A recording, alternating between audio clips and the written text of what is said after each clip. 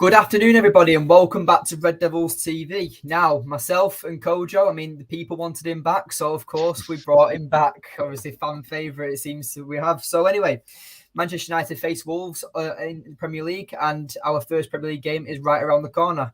So what do you think? So I'm going to ask you first on how do you think United are going to set up? So we're going to definitely see a 4-3 for sure. I'm going to go back to what we usually do from last season. The only difference is now with a different goalkeeper, maybe a new midfielder in there that's going to start as well. You have a difference in the way that we approach the game.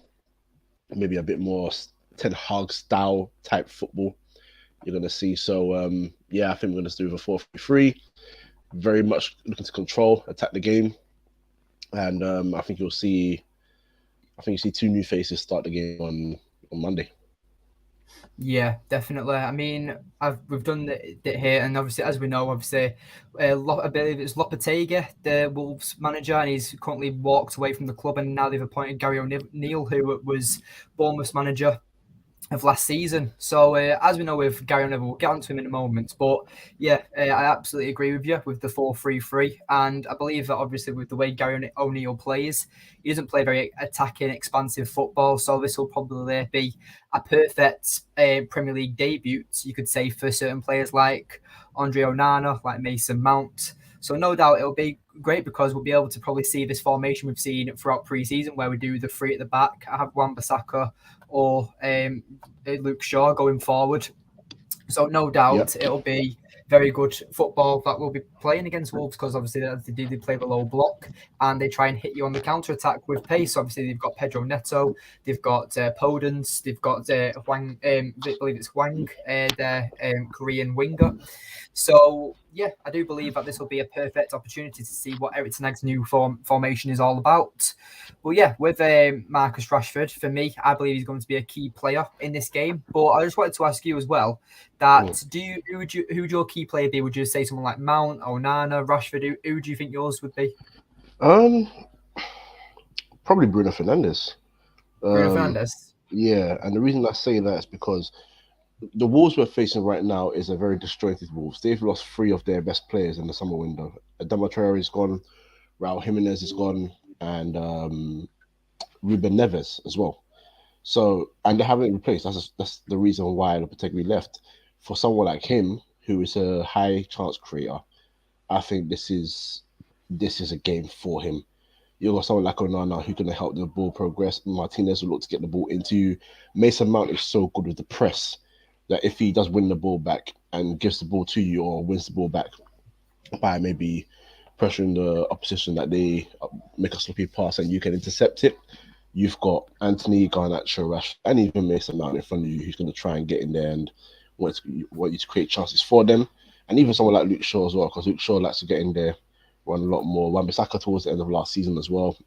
Keep referring back to the game against Everton where he missed about 2 chances, but you don't know Wan-Bissaka for that, but the fact they had the confidence to go forward and do that. So I think someone like Bruno Fernandes, you give him the license to just, try and control the game, create chances for those 3, and those 3 are going to make runs for you all day. Anthony, Rashford, and Garnacho are going to make runs all day long. So I think it's the day for him to shine. Yeah, definitely. And I forgot to put Jadon Sancho on the bench up here, so we'll pretend, because I don't know if Martial will be fit to play the game. I know he's returned to training, but we'll say Martial is actually I can change it now. Actually, I didn't realise. Change that to Jadon Sancho. But I wanted to ask you. So obviously, Man United right now we have obviously Hojlund isn't ready yet. So obviously Marcus Rashford will probably be playing through the middle. But out of our 3 wingers that are currently available, out of Anthony, Sancho, and Garnacho, who would be your starting 2? Obviously, because we've got Rashford through the middle, but would you adapt to play Sancho at false 9 like you did in pre-season? Have Rashford on the left and drop Garnacho? What would your choice be of the front 3? Can't lie, Rashford and Garnacho have to start. Yeah, they have to start. It's crazy. It's not crazy to say Anthony shouldn't start. I'm just thinking, for a game like this, would he? Because he does make good runs eventually and finds himself into goal scorer positions. Whereas Sancho's a bit more intricate. Sancho wants to do 1-2s and rather play people in with his weight of pass. For a team like Wolves, I think I'd keep it with that three: Anthony, Rashford, and Garnacho. And the only reason I'm doing that is just because even though Wolves have lost players, Wolves are still going to try and control the game if they can. Wolves are still going to put players forward. Ryan Aït-Nouri, their left back, very good young talent, but he Definitely. forward defensively he's very very suspect, which is like most fullbacks anyway. But if you can take advantage of that, I'm not saying play what's it called, a sort of counter-attacking type of football. But there will be moments where Wolves will try and attack, and you can capitalize on that. And I think Anthony has the Anthony has the ability alongside Rashford and Garnacho to do that. So I'd keep that free for now. Yeah, and with obviously with the front three, it is quite an interesting one because like you've said yourself, obviously Rashford and Garnacho pretty much have to start. It's definitely between Antony and Sancho. But I kind of wanted to pick at your brains here because obviously last time you were on the show, I asked you about Luke Shaw and about him being able to play this advanced attacking role that obviously me and my granddad discussed about. And Yeah, with Luke Shaw obviously playing in this formation, I kind of wanted to pick your brains about Antony and Sancho. Now, for me, with my job, obviously I deal with hospitality, and one of my good colleagues that I'm good friends with, I was saying to him that I don't believe that Antony and Sancho will actually make it at Manchester United. And he turned around and said, "What are you being negative for?" I was like, but just hear me out a second. If you look at like wingers, like specifically like Rashford, Garnacho, Saka, Grealish, in the Premier League, you have to be so direct, pacey, physical in that role. And Antony is for me is still just a one-trick pony, still developing. Where you know that he won't ever run to the edge of the box and make a crossing.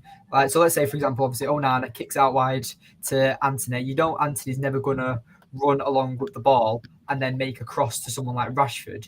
He'll always receive the ball and he'll either make a pass off into the centre of the midfield and it'll go backwards, or it'll come to the edge of the box and then just try and shoot into the goal. Like yeah. and it's always on that left hand side. So do you like with Anthony?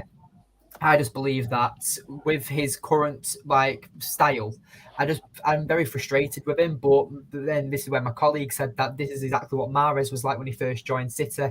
A lot of the fans found him quite frustrating. I was like, did they? I thought Mahrez is quite a key player for City, but I just wanted to pick at your brains and ask you that: do you think Anthony has the should rely more on technical ability to try and be a high scoring and a high assister type player? Or do you think that he needs a lot more development to actually and make it at Manchester United? Firstly, if City fans were frustrated with Mahrez, I don't know what the hell that's about. Um, I look at Anthony like this. There is a player in there, but my biggest issue for him is I think he's technically sound. Now, that's not a bad thing. I think the thing that hinders him, the thing that holds him back from progressing and becoming a better player, is the fact that he doesn't use his right foot for pretty much anything. Yeah, That's my biggest problem with him.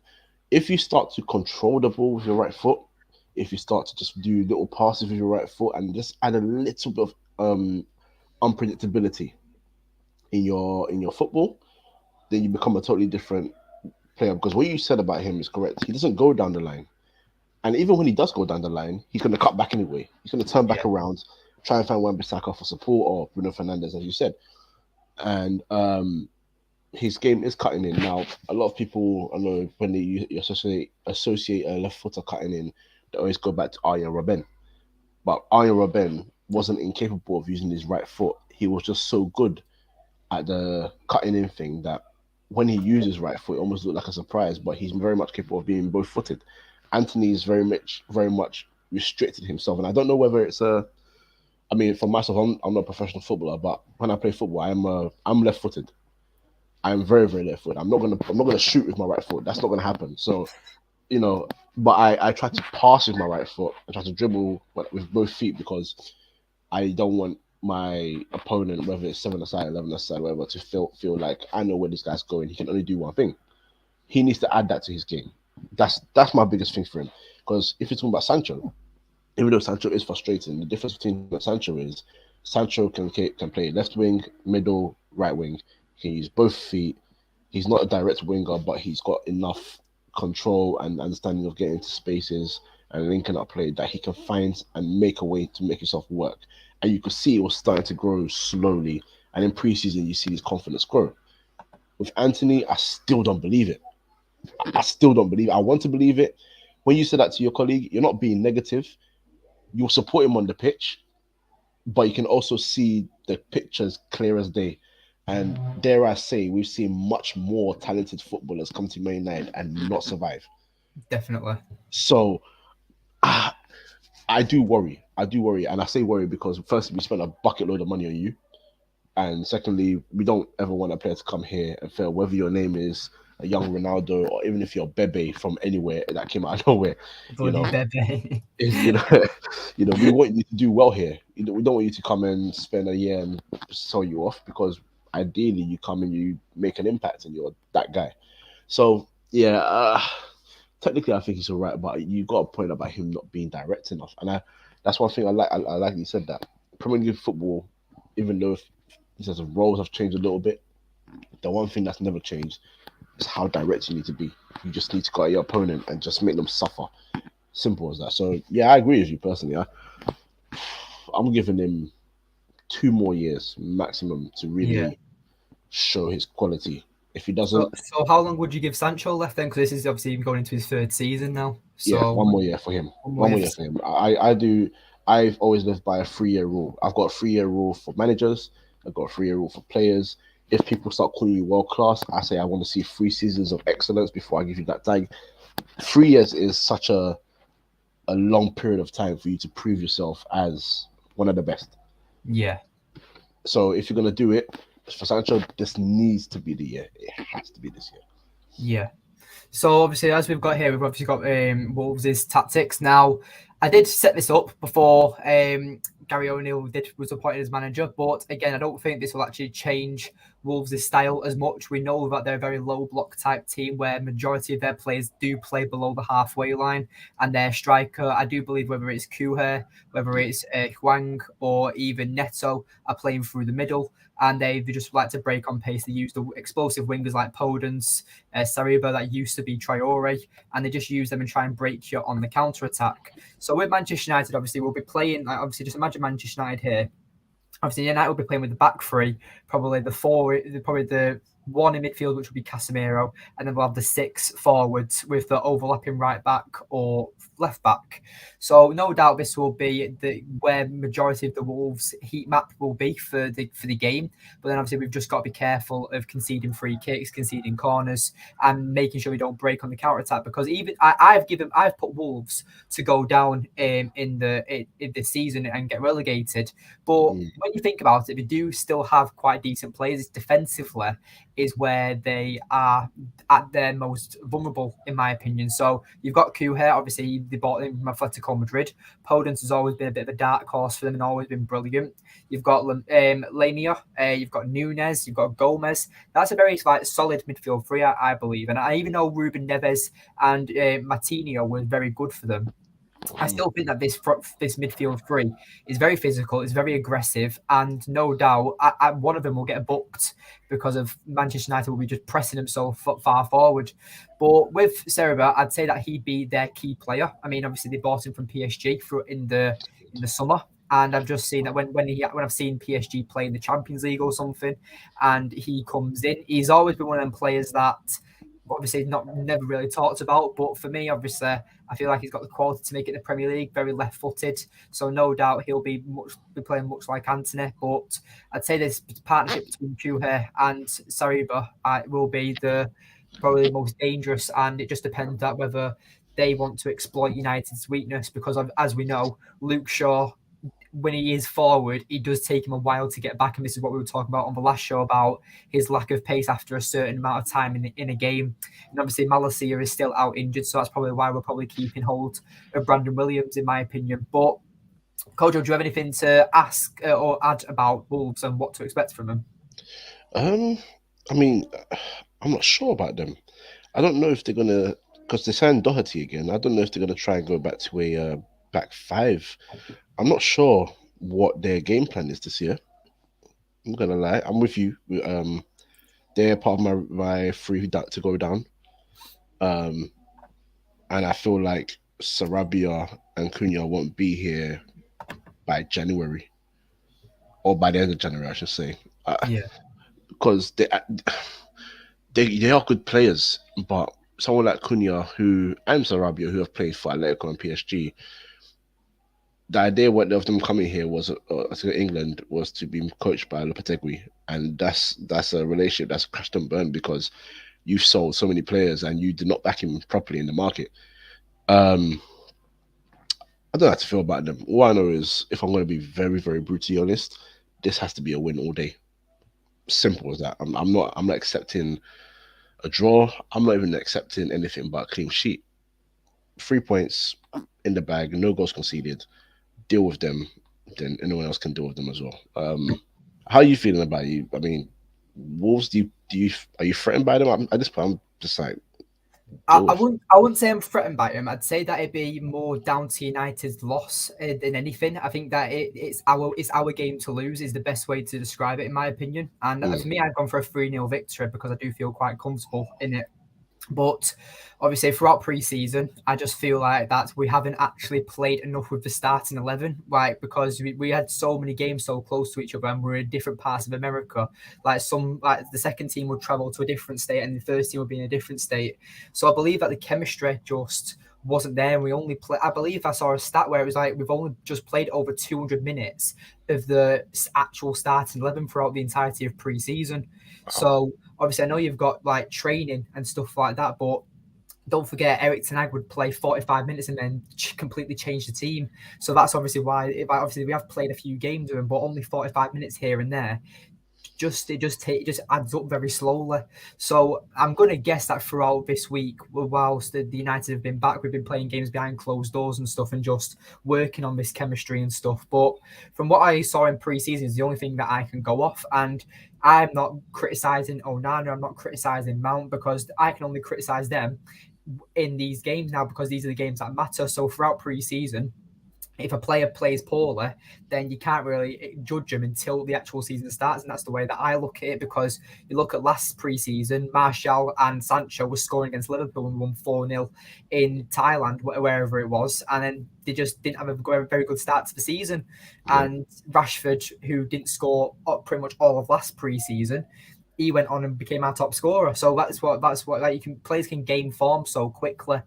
So I'm just hoping that Mount Onana do have a good game. I'm hoping that Onana doesn't give me a heart attack in the first game, because again, it's just I just can't be bothered with dealing with him getting chipped from the halfway line again, because that's when you will be starting to criticise it, be like, right, it happened to you pre-season. It happened like more than once. It happened against Real Madrid with Bellingham, where he just chipped you. It happened against Lens. So if it was to happen again in the first, let's say, 4-5 games of the Premier League, then I would be like, right, what is Erik ten Hag instructing him to do here? Because I understand that he's being that extra man to pass back to if needs be, if we are being pressed. But at some point, you need to realise that being out of your box is just setting yourself up for failure. So but again, this is a complete new goalkeeper. We've been dealing with David De Gea for the last decade, so it's going to take some time to get used to, in my opinion. But I'm not nervous about this game. I do, again, like I said, a 3-0 victory for Man United, but at the end of the day, it's all about, like I said, it's our game to lose, in my opinion. yeah, I agree. I agree fully. Yeah, so next thing that I want to talk about is the protests. So I went to the United protest with the 1958 when the shirt sale was first released for the home shirt. And again, we weren't stopping anyone buying the shirt. It was literally just to protest and make our voices heard. But there are two expected protests for Monday evening at Old Trafford. We've got the Glazers out protest, and we've also got a Mason Greenwood protest hosted by some female United fans. And apparently there's going to be quite a few in attendance. So just wanted to ask you, obviously, if you don't want to talk about it, obviously you're entitled, obviously that's your opinion and you don't want to mention it, but what are your thoughts on the Mason Greenwood situation? Because I've been open on my channel and said that, again, in my opinion, I don't want him playing football for the club again. But if Manchester United make the decision that they want to keep him, and obviously they know everyone in the club. They would have talked to all the players. They would have talked to all the female players, all the staff, everyone, and they would have probably come to a massive joint decision. And then if the club came to a decision and wanted to keep Mason Greenwood, I'd feel uncomfortable about it. But I support this football club, and you know what? You just got to move on at the end of the day. But for me, it's something that I probably will. It's something that will always be there. But some people can let go of that them things than others. Some people think that Mason Green was completely innocent. Some people think that it's been a longer of time now. Obviously, Mason Greenwood and his partner having a child together, so that means that it was all a hoax. But I just wanted to ask you about the Mason Greenwood situation. It's very sensitive. Very sensitive. Personally, I'm just gonna say I don't want to see him either. Um, no matter what anyone says to me, um, I feel like when people, I'm not, it's not just about him. I'm just bringing up in general and just say, I feel like when these things happen, especially with footballers, when it's becoming such a ridiculous amount of cases, it's every 2 weeks you're hearing another name, or even if they're not named, an unnamed Premier League footballer or unnamed Bundesliga football. It's always somewhere, right? And my thing is, I don't think there's a case without fire. I think that this something's brewed now for his partner. She's forgiven him. I don't know if she has, but they're still together, and they've got a family together, and that's great for them. I hope she's fine. I think that's the biggest thing that I think that's been missing from this whole situation is I don't feel like the fans have actually considered how the girls felt, how the girls feeling, and this is where women are going to continue to be pissed off and frustrated because it's like, do you ever consider how we feel? And is it just about because he plays for your team? You know, I won't feel comfortable with it. I've already said it. I don't care if we get to the Champions League final and he scores the last minute winner. I'm not celebrating it. That's just my view, and that's how it is for me. If the club do keep employing him, I will not stop supporting Man United. I just don't support him. That's Yeah. that's just how it is for me. Like I quite liked that what you used. Where you said that even if he scores, if he scores the final goal in the Champions League final, like you probably would celebrate it, but you'd celebrate a Manchester United goal, not a Mason Greenwood goal, probably. I wouldn't like. I said this. I literally had this conversation with my friend yesterday, and I said to him, I would sit on my bum. I wouldn't applaud because I can't celebrate something that he's done. I just can't do that. Yeah, But if they blow the final whistle and my team has won, I'm celebrating my team. But believe me, I'm thinking about it's a 25-man squad. I'm thinking about the 24. He's not in my mind. I'm being brutally honest. That's how it is for me. After what happened with the social media stuff, whether people would want to fight the evidence or whatever it is, once that happened, I was like, I'm done here. It's far too sensitive a topic. And I feel that's where people are missing out. And I would prefer the club doesn't employ him, but it's not my decision. It's not my decision to make. I only just hope more than anything that his girl is the only one that finds peace. She needs to find peace more than anything. She's the one that needs to be okay. yeah, Not us. It didn't happen to us. It happened to her. yeah, So as long as she's fine, I'm fine. Like that's where I come from with it. yeah. But with the protests, I understand it, and I feel like the women feel quite disrespected because it's not just it's going to continue forever in life. Unfortunately, it's disgusting, but is what it is. Like I said, it keeps happening, especially in football. You keep hearing names now every week. It's getting ridiculous. It's actually getting ridiculous, and I don't know if the people need an education, especially footballers. I don't know what it is. I don't know what it is, but it's something needs to happen where they're sort of just grabbed in a room or something, and there's an education or there's a serious talking to. I don't know what repercussions they need. Even if someone is the most innocent footballer of them all, it just needs to be a discussion where it's understood by everybody and it needs to be heard because this is just becoming far too common and it's scary. It's scary. Yeah, I definitely agree. And obviously, just last question on the topic, but obviously you don't have to answer it if you don't want to, because like you said, it's a sensitive topic. But do you think that, for clarity reasons, do you think that that Mason Greenwood and his partner need to come out and do a public statement or a public interview and say what actually happened? She can. I'm not even gonna. It's not even for him. she can say something if she feels like she's ready to say something. Yeah. That's as simple as it gets. I don't think she needs to be thrusted in front of a camera to address everything if she doesn't want to. If she's very much happy to do it and she's asked to do it, so be it. But until then, no. Whether she wants to do it or not, that's her call. And I have no opinion on whether she should do that or not. Yeah, I completely agree with you in that sense, pal. Obviously, like, you don't want the victim to feel pressured. You don't want her to, like, she might want her to be just completely kept out of it. But again, for me, this makes no difference to it. But like, I got sent the videos of him like training privately on that grass pitch, and people saying, "Oh, look how crap he looks" and stuff like that. And I'm like, are people actually thinking they want him to have a comeback? Like, for me, I just can't process people that actually support him and actually want it, because I heard I watched the video, I heard the tapes, and for me, I can make my own judgment. Like, people are out here defending him, saying, "Oh, it's AI, or it's someone else," and I'm just there like, AI. AI, Wow. what are you actually that desperate to have him back? Like, yes, when he was at the United, sensational talent. Yes, he was a generational talent. He was very up and coming and promising. But as soon as I saw a video and as soon as I heard that tip, because literally I was in bed and my girlfriend woke me up at like 7 o'clock in the morning, like, look what's happened with Mason Greenwood, and my like thinking like, what's happened? And then literally this has happened, and I'm just there like, I washed my hands with him because like it's like, for me, it's the perfect way to describe it.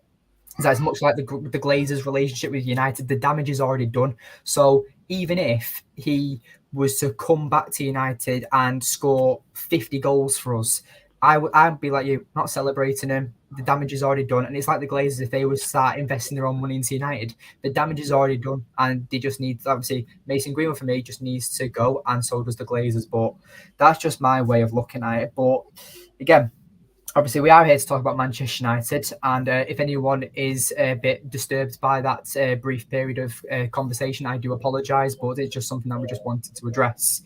But anyway, obviously, Manchester United versus Wolves, and I believe that Manchester United's first 4 games of the season is United. We play United and Wolves. We've got Nottingham Forest, Spurs, and Arsenal as our first 4 games.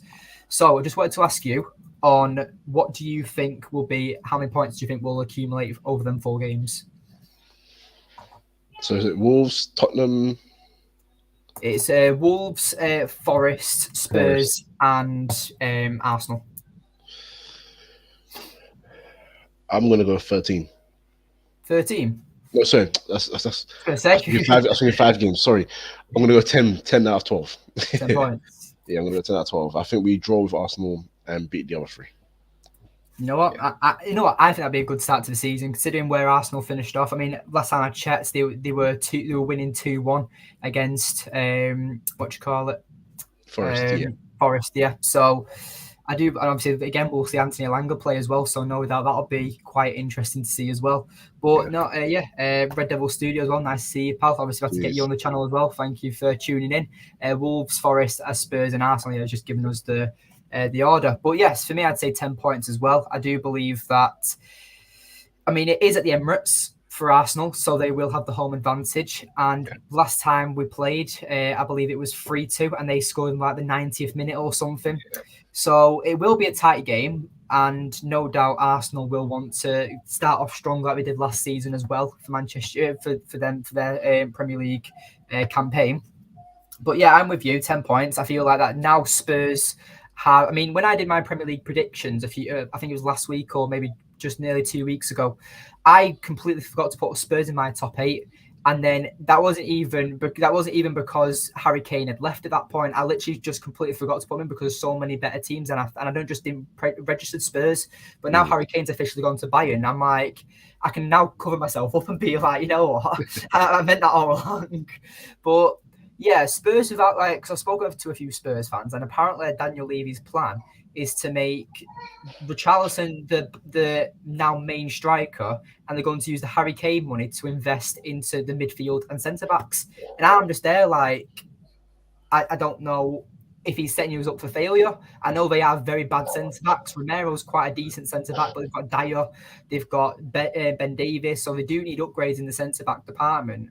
But I just thought that you need an elite striker. I thought they'd go for like a Vlahovic or someone like that, like a similar type striker to a Harry Kane. But yeah, it's crazy. I think what's difficult for them is just like in football now. Everyone knows that once you get a huge fee for a player because he's now everywhere, no matter what you want to say about it, you don't ever hear the term undisclosed fee anymore. That's just not a thing anymore. So everyone knows, for example, Brighton are selling Caicedo to Chelsea now for apparently 115 million pounds. So if you're getting 115 million pounds in the bag on top of the money you receive from McAllister already, and you want someone's midfielder, they're gonna say, well, whilst you used to be good at getting players for about £5 to £8 million, I know how much money you have, so you're gonna give me a bit of a premium here. Tottenham, okay, first I'm gonna say this, just gonna be very honest. If the plan is to have Richarlison as the main striker, that's a bad plan. Get another striker in. Like, seriously, if the plan is to invest in the defense and midfield, that's a good plan because they needed investment there for a while. They've got Bissouma though. They've got Bentancur when he comes back, so they've got some good players there. They have bought, I think, one or two defenders already, so there is some improvement there. They've obviously bought the young goalkeeper Vicario as well. But yeah, Richardson, number one striker. Yeah, personally, I wouldn't recommend it. No way.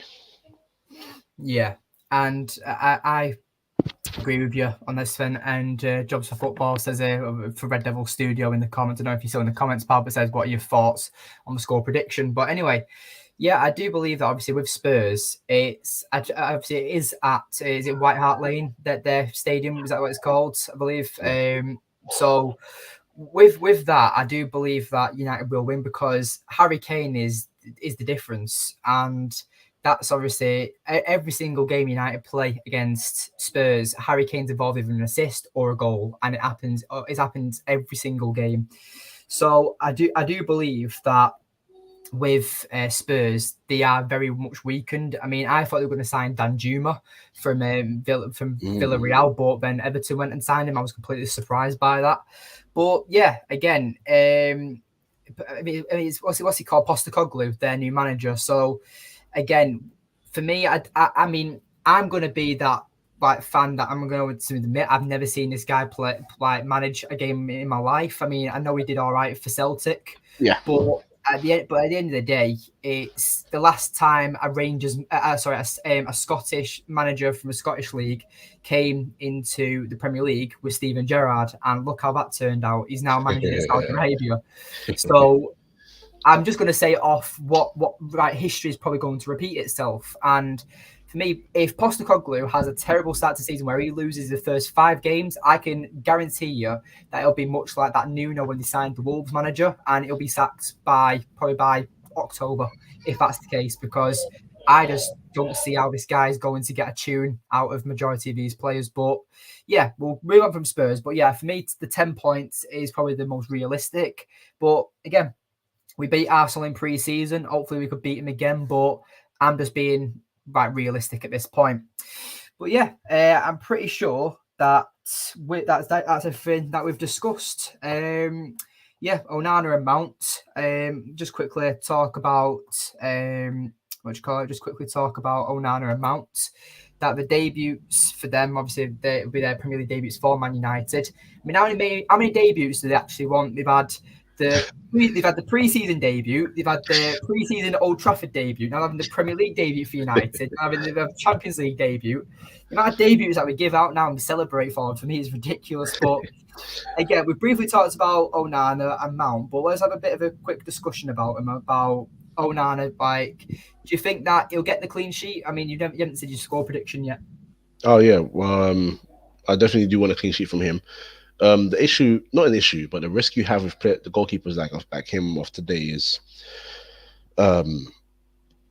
with someone like that. Obviously, you brought up the Lens goal that we conceded when he got lobbed, and the issue is if you don't have players who are assured on the ball in front of him, and they will lose the ball, and at that moment you can get counter attacked. That's one of the biggest risks you run, because your goalkeeper is essentially never on his line. He's another player.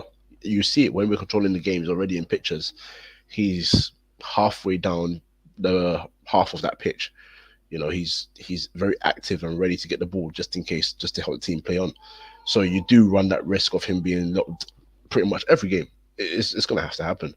But I like him, and I think he should be getting a clean sheet. I think he's a solid goalkeeper. In terms of score prediction, I'm looking for honestly, I'm looking for 5-0. I'm looking for 5-0. I think we have more than enough to give them 2 goals, 3 goals in the first half, and then just kill them off in the second. So yeah, I'm looking for a 5-0 all day, every day. But, I mean, I'm here for it. I'll definitely be enjoying that game if that's the case. It will be a very good game if that was the case. But yeah, obviously you pretty much hit the nail on the edge with Onana. He's literally going to be like another centre back or another defender at this point. The way that he's like again, he's like a midfielder in net. The way that he has this long distribution passing, the fact that he's all right at dribbling. So yeah, I do believe that Onana is definitely going to take us to the top. For me, it's just me getting used to him because I just every time I see him just come out of his box, I'm like, I just nearly have a cardiac arrest. But with Mason Mount again, obviously for me so far he has been quite underwhelming in pre-season. But like I've said, I'm not going to judge him until the Wolves game. But I am hoping that the Mount, Casemiro, and Bruno Fernandes trio does work. But for me, right now, from what I've seen in pre-season, that the midfield does look very unbalanced. That Mount and Bruno just aren't getting back to support Casemiro. So that's the only issue from what I've seen of pre-season. But like I said, we've got to judge the game for how we play on Monday. But yeah, that pretty much wraps up everything. So obviously, Kojo, thank you so much for coming on. Obviously, you're welcome as always. And thank you for everyone that was in the comments today and everyone that's tuned in. But yes, thank you for everyone that's watched. And obviously, make sure you check out Kojo. He has his own podcast called Free in Midfield. So make sure you go and subscribe to that channel. And no doubt we'll sort something out in the future. But honestly, everyone, thank you for watching and have a good day. And we are streaming as